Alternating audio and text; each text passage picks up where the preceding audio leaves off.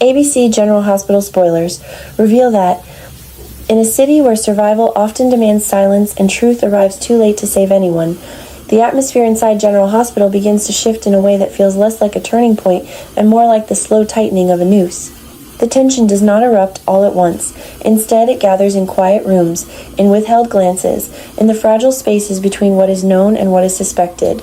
At the center of this tightening spiral stands Brad, a man who has spent so much of his life navigating consequences that he has almost forgotten what it means to act before disaster strikes. And yet, this time feels different. This time, the stakes are no longer abstract, no longer confined to reputations or professional missteps. This time, the danger has a name, a face, and a trail of blood that leads back to Marco. Brad does not arrive at his suspicions lightly. The idea that Cullum could be responsible for Marco's death is not born from paranoia, but from a pattern that refuses to be ignored. Every detail Brad re-examines carries a quiet but persistent weight. Cullum's timing, his movements, the inconsistencies that others are too distracted or too hopeful to question. It is not just what Cullum might have done, but what he represents now, a living threat moving freely within a system that is supposed to heal, not harm. For Brad, this realization is not merely intellectual. It becomes visceral, almost suffocating, as he begins to understand that the same man he suspects of murder is also the man whose survival is being carefully protected within the very hospital walls he walks every day. The irony is unbearable. Brad is a doctor, trained to preserve life, to act with restraint, to trust in process and evidence. Yet the more he watches Cullum recover under the attentive assurance of Elizabeth Weber, the more that training begins to feel like a liability. Liz's confidence in Cullum's recovery is steady, grounded, almost comforting to those who choose to believe her. She sees progress, improvement, a patient fighting his way back from the brink, but Brad sees something else entirely. He sees a man regaining strength not to rebuild his life, but to continue destroying others, and the dissonance between those two perspectives begins to fracture something deep inside him. At the same time, the emotional gravity of Britt and Lucas's unresolved tension hangs over everything Brad does. Britt Westbourne carries her own scars, her own complicated history with trust, betrayal, and survival. Lucas Jones, equally burdened, struggles to reconcile what he believes with what he fears. Brad stands between them, not as a mediator in the traditional sense, but as someone who understands, perhaps better than either of them, how quickly truth can be twisted when fear takes hold. He wants to fix what is broken between them, to offer some kind of clarity, but the deeper he falls into his suspicions about Cullum, the more impossible that task becomes. Because how can he repair emotional fractures while standing on the edge of a moral collapse of his own? What begins as suspicion slowly transforms into obsession. Brad's thoughts no longer move in balanced consideration. They spiral, returning again and again to the same conclusion, each time with greater urgency.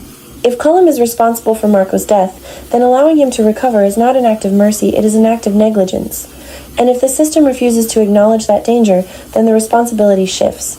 It shifts to those who can see clearly, who are willing to act. It shifts inevitably to Brad. This is where the true conflict takes shape. Not in the external world, but within Brad himself. The oath he once took does not disappear. It lingers, persistent, accusing. Every step he considers toward confronting Cullum is shadowed by the knowledge of what that step would mean, not just legally but morally. To harm a patient is to cross a line that cannot be uncrossed. And yet, to do nothing may be to allow further harm, further death. Brad is no longer choosing between right and wrong. He is choosing between two different forms of failure, two different kinds of guilt. Meanwhile, Jason Morgan remains an unspoken factor in this escalating tension. The danger surrounding Jason is not hypothetical. It is immediate, tangible, and deeply connected to Cullum's presence. Brad cannot ignore the possibility that Britt, too, stands in that line of fire. The idea that someone he cares about could become collateral damage in a situation he failed to act upon becomes the final pressure point, the moment where hesitation begins to feel like complicity. The more he thinks about it, the clearer the path appears, not because it is right, but because it is the only path that seems to offer any control. And yet, clarity does not bring peace. It brings a chilling kind of resolve, the kind that strips away doubt not by answering questions, but by silencing them. Brad begins to imagine what action would look like, how it would unfold, how quickly it could be done. These are not thoughts he welcomes, but they take root all the same, growing stronger with each passing moment that Cullum's recovery continues uninterrupted. Each update from Liz, each sign of improvement, feels less like good news and more like a countdown. What makes this descent so unsettling is not the act itself, but the reasoning behind it. Brad does not see himself as a villain. In his mind, he is correcting a failure, stepping in where others have refused to see the truth. This is how tragedy often begins, not with malice, but with conviction, the belief that one's actions, however extreme, are necessary, justified, inevitable. The hospital, once a place of healing, begins to feel like a stage set for something far darker. The sterile hallways, the quiet rooms, the controlled environment, all of it becomes a backdrop for a decision that will shatter the illusion of safety that everyone depends on. Because if Brad crosses that line, if he chooses to act on his suspicions, the consequences will not be contained. They will ripple outward, touching every life connected to this fragile web of relationships. Britt will not be able to separate herself from what Brad has done, no matter his intentions. Lucas will be forced to confront not only the truth about Cullum, but the truth about Brad. Liz will have to reconcile her belief in recovery with the possibility that her trust was misplaced, or worse, that it enabled something catastrophic. And Jason, already entangled in danger, will find that the ground beneath him has shifted in ways even he cannot control. What makes this moment so powerful, so devastating, is that it does not hinge on a single revelation or a sudden twist. It builds slowly, inevitably, driven by choices that feel understandable even as they become unforgivable. Brad's path is not one of ignorance, but of awareness taken too far, of responsibility distorted into justification. The tragedy lies not only in what he might do, but in why he believes he must do it. And perhaps that is the most haunting realization of all. In a world like Port Charles, where danger is constant and truth is elusive, the line between protector and destroyer is thinner than anyone wants to admit. Brad stands on that line now, looking into a future that feels both necessary and impossible. If he acts, he risks becoming the very thing he fears. If he does not, he risks allowing that fear to become reality. There is no clean escape from this dilemma, no resolution that leaves everyone intact. The silence before the storm stretches on, heavy with anticipation. Every heartbeat feels like a step closer to something irreversible. And in that silence, one question lingers, unanswered but unavoidable. When the moment comes, will Brad still recognize the man he is about to become? Or will that recognition arrive only after everything has already been lost? In a city where consequences never arrive alone, the aftermath of Cullum's death does not settle into silence. It fractures everything that once held together the illusion of control. The moment Cullum's life ends, whether by intention or by the irreversible momentum of Brad's desperate choice, the balance inside General Hospital shifts with a force that cannot be undone. What had once been suspicion becomes certainty, and what had once been internal conflict becomes a visible, undeniable rupture that demands action. Brad understands this immediately. There is no time for reflection, no space for regret to take shape in any meaningful way. The system he tried to outmaneuver will not hesitate to respond, and in that instant, survival becomes the only language he can still speak fluently. Brad does not run because he is weak, he runs because he knows exactly what staying would mean. Port Charles has always been a place where truth eventually surfaces, where even the most carefully buried secrets find a way to breathe again.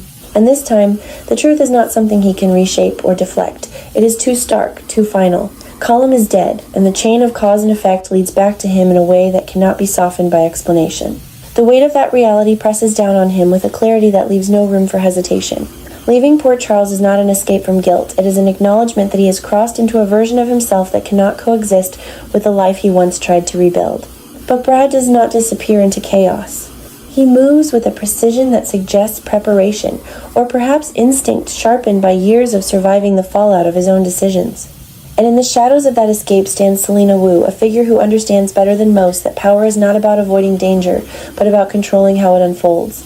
Selena does not intervene out of kindness. Her decision to protect Brad is calculated, deliberate, rooted in a larger strategy that extends far beyond one man's crisis.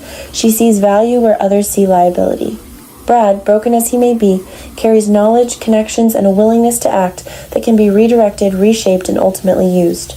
Selena's protection is not a sanctuary, it is a transaction. In her world, loyalty is never freely given, and safety is always conditional.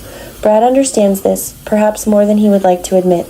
Accepting her help means surrendering what little autonomy he still possesses, stepping into a network where every favor carries a cost that will eventually be collected, yet the alternative is far worse. Without Selena, he is exposed, vulnerable to a system that will not hesitate to define him solely by his worst act. With her, he becomes something else, not free, but shielded, repositioned within a game whose rules he does not fully control. As Brad vanishes from Port Charles, the city itself begins to react in fragmented, deeply personal ways. The absence he leaves behind is not empty. It is charged with questions that refuse to settle. For Britt Westbourne, the truth arrives not as a clean narrative, but as a series of emotional collisions that force her to confront the fragile line between understanding and acceptance. Brad's actions, however driven by fear or conviction, cannot be separated from their consequences. And yet, Britt cannot entirely disconnect herself from the man she once knew, the man whose flaws were always intertwined with a desperate need to protect what he believed mattered. What changes everything for Britt is not just Cullum's death, but what that death dismantles in its wake. The threat that once loomed over her life, over Jason's safety, begins to dissolve, revealing a new kind of freedom that feels both liberating and unsettling. It is not the kind of freedom that brings peace. It is the kind that forces movement, that demands a decision about what comes next. And for Britt, that decision is not rooted in Port Charles anymore. Jason's absence has always been more than physical. Jason Morgan exists as a constant presence in the choices Britt makes, in the risks she is willing to take, in the version of herself she is still trying to understand. With Cullum gone, the barriers that once made that connection impossible begin to fall away. What remains is a question that refuses to be ignored. If the danger has shifted, if the immediate threat has been neutralized, then what is still holding her here?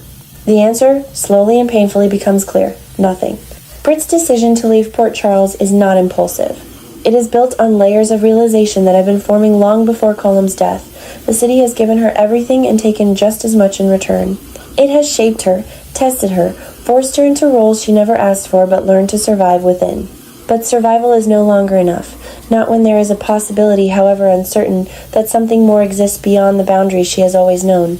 Her departure is not framed as an escape, but as a pursuit of Jason, yes, but also of a version of herself that is not defined by the constant need to react, to defend, to endure. It is a dangerous choice, not because of where it might lead, but because of what it requires her to leave behind. Every connection, every unresolved tension, every piece of her past that still lingers in the streets and hallways of Port Charles becomes something she must willingly step away from. The emotional weight of that decision does not lessen its clarity. If anything, it sharpens it. Britt understands that staying would mean accepting a life shaped by other people's chaos, by cycles that repeat no matter how many times they are broken. Leaving, on the other hand, offers no guarantees. It is uncertain, unpredictable, and filled with risks she cannot fully anticipate. But it is hers, and that, in the end, is enough. As these parallel movements unfold, Brad disappearing into the protection of Selena, Britt stepping beyond the boundaries of Port Charles in search of Jason, the narrative begins to reconfigure itself into something more expansive, more unpredictable. The center no longer holds in the way it once did. The story stretches outward, following characters who are no longer contained by a single location, a single set of rules. What makes this shift so compelling is not just the change in setting, but the transformation of purpose. Brad is no longer reacting to immediate threats. He is becoming part of a larger, more dangerous network where his choices will carry consequences on a scale he has never faced before. Britt is no longer trapped in the aftermath of past decisions. She is actively shaping a future that refuses to be defined by fear. And Jason, wherever he is, becomes the gravitational point toward which that future moves, whether he is ready for it or not. Port Charles, meanwhile, does not simply move on. It absorbs the impact, reshapes itself around the absence of those who have left, and prepares quietly, inevitably, for the moment when past and present collide again. Because in a world like this, no departure is ever truly permanent. Every escape carries the seed of a return, every resolution the possibility of unraveling. And somewhere beyond the reach of familiar streets and known alliances, the paths of Brad, Britt, and Jason begin to converge in ways that promise not closure, but escalation. The danger has not ended. It has only changed direction.